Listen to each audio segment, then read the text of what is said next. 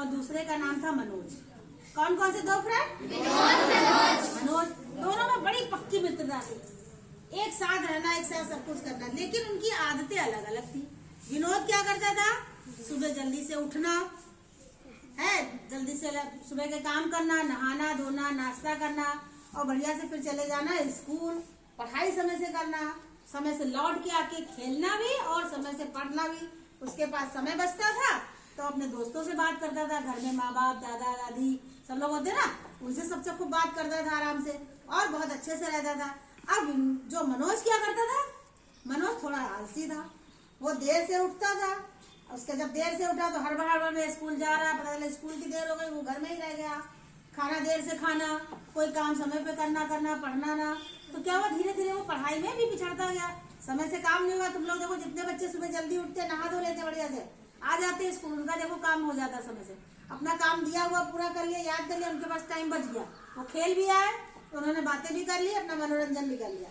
लेकिन जो आलसी होगा, समय से नहीं उठेगा, काम नहीं करेगा, उसका सब काम पिछड़ता जाएगा। और वो कैसा था? वो मनोज था, वो बहुत ही लापरवाह था और आलसी था। इसलिए दोनों की दोस्ती भी नहीं चल पाएगी। चल पाएगी? नहीं चल पाएगी। फिर आगे क्या हुआ? जब मनोज इसी तरीके से क्या करता रहा, लापरवाही और आलसी करता रहा, और जो विनोद था वो क्या करता रहा? आराम से समय में काम पूरा करता रहा। कि विनोद जो था वो बन गया अधिकारी। क्या बन गया? अधिकारी, अफसर बन गया। और जो मनोज था वो उसी गांव में, कौन सा गांव का नाम क्या था?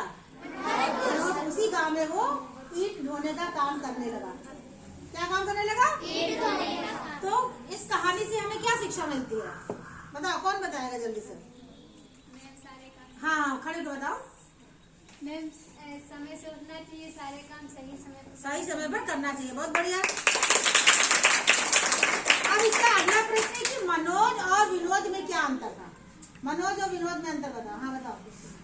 विनोद में अपना काम समय से करता था, सारे काम को अच्छे से करता था, और मनोज देर से उठता था और कोई भी काम समय से नहीं करता था। बहुत बढ़िया। अच्छा, मनोज कुछ क्यों नहीं कर पाया?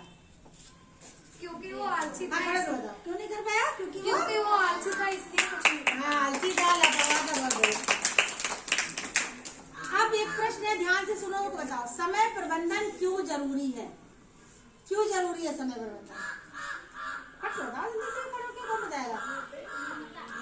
हाँ बताओ। अगर हम समय प्रबंधन का पालन करेंगे तो इससे हम बीमार भी नहीं होंगे, स्वस्थ रहेंगे और हर काम में मन लगेगा। बहुत बढ़िया।